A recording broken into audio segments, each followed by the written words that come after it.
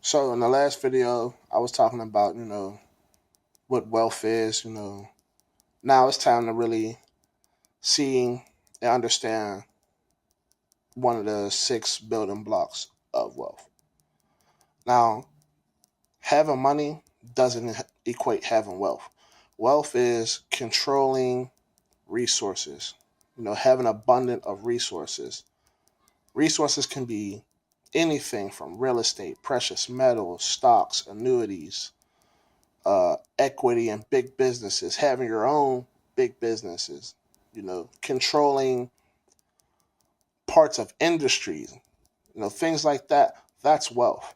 When you look at a person that has riches, that's usually things that are material or necessarily monetary. When you have wealth, these things are everlasting. They're always going to be here. Money is it's just a medium of exchange.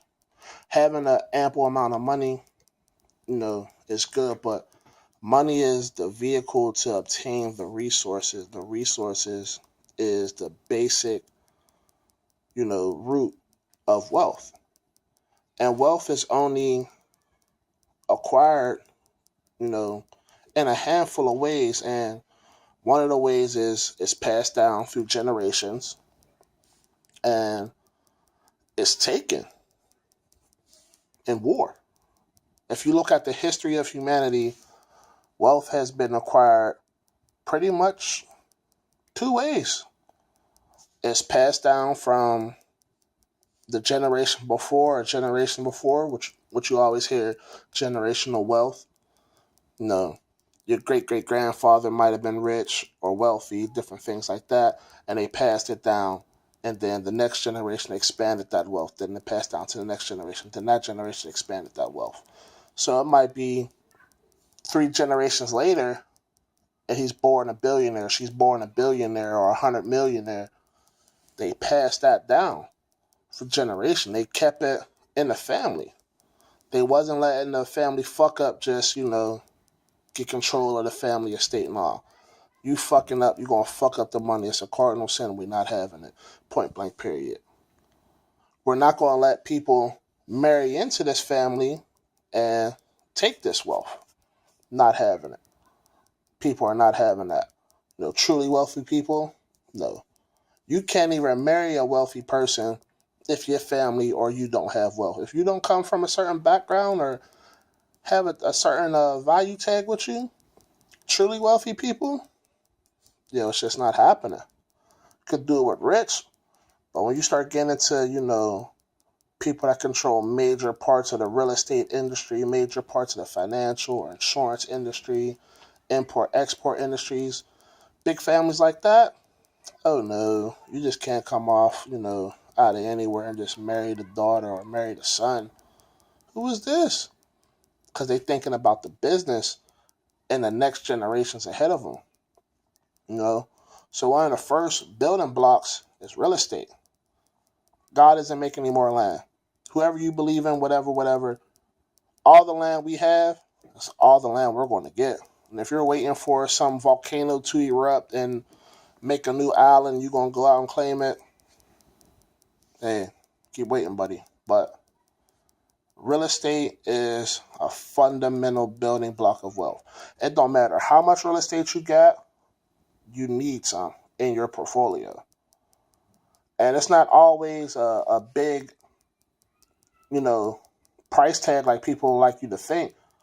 Sometimes you can get real estate for $50. This is usually found in tax delinquent, auction sales, sheriff auction sales, different things like that. Deplorable houses where the city is selling it because it's blighted. People haven't paid taxes in 7, 10, 20 years. So the city loses money by having a blighted area that scares away investors. Nobody wants to live there, so they lose tax money. They lose revenue because businesses don't want to go there. People don't want to go there and spend their money. So it makes sense for somebody that has a smaller capital amount to buy into this blighted area. If you're in Pittsburgh, one of these blighted areas, Wilkinsburg, McKeesport, shit, the Mon Valley in general.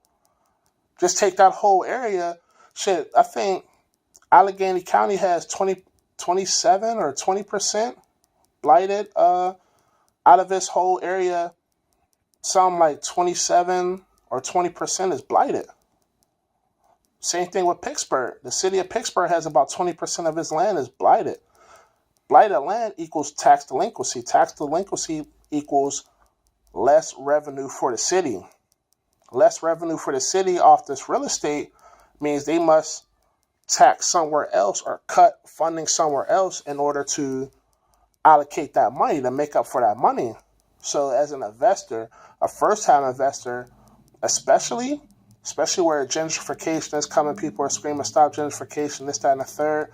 It makes sense for an investor to go into an area like McKeesport, Wilkinsburg, with a basic game plan, very simplistic, which can be replicated and followed if passed to the next person. I have X amount of dollars. Let's say I have $3,000, $2,000. That's fine.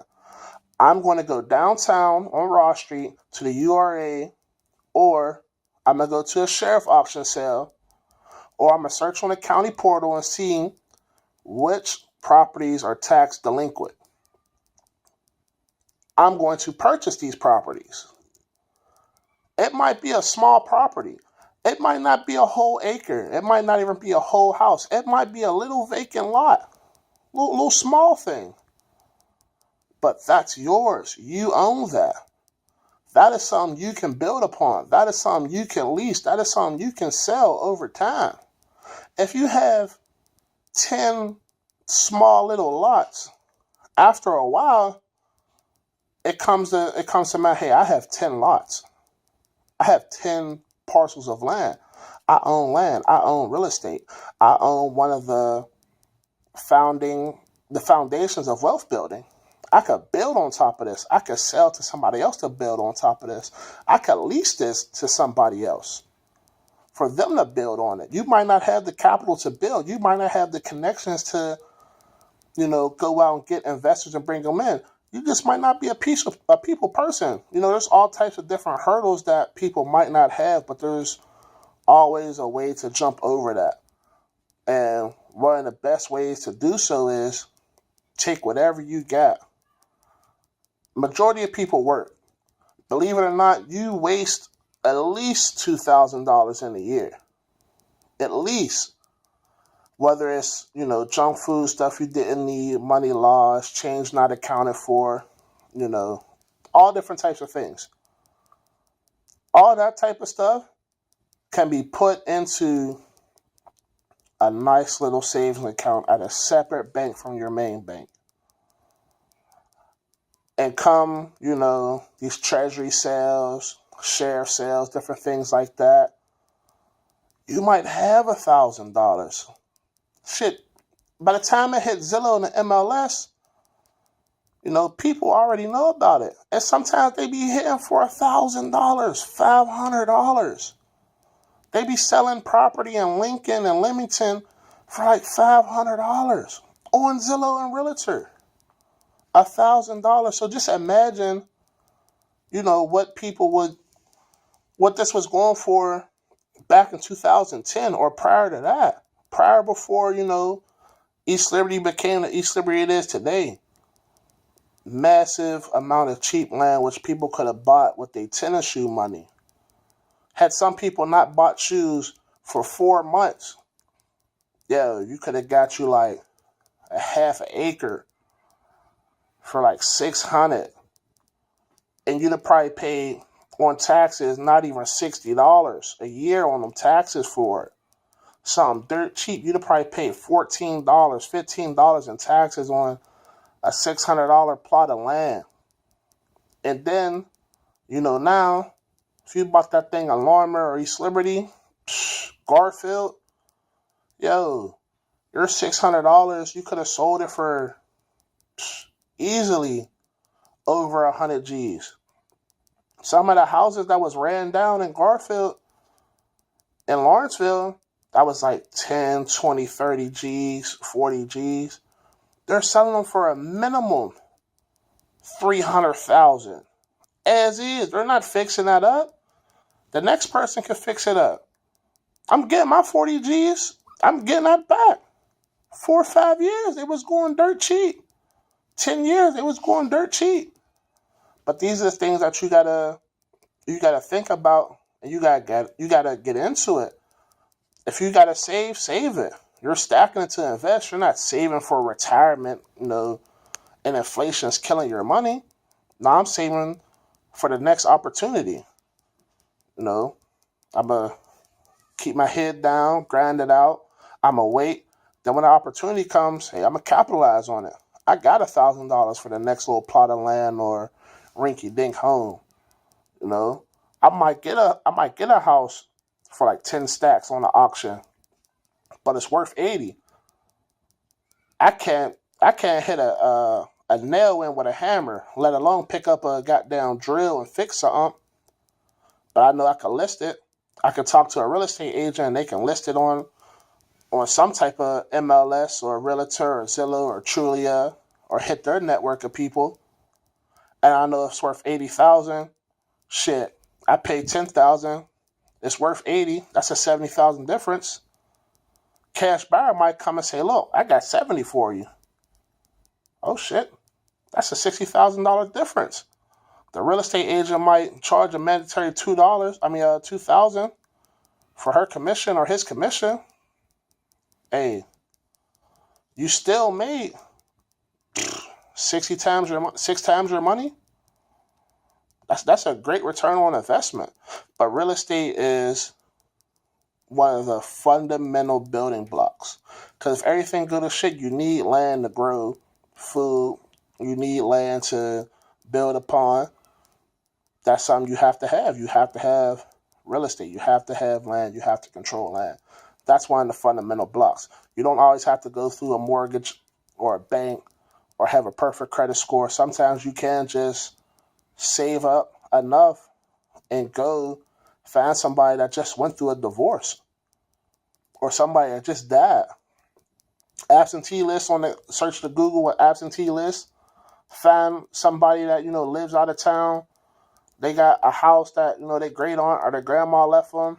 They live in Florida. They're not coming to Penn Hills or Wilkinsburg or Homewood, East Liberty to fix that up. You know what I'm saying? Go to them like, yo, contact them. However it goes, say, I have X amount of dollars for your house. The house might be worth 6, 7 times the money that you're offering, but they're not there to even manage it. They're not interested in getting a property management company. Offer them money. There's all different types of avenues to get into it, which don't require a lot of money. Just take your time, decide which route you're going to take, and go for it. If it don't work, try it again a little different. If that don't work, try another one. You don't fail until you stop trying.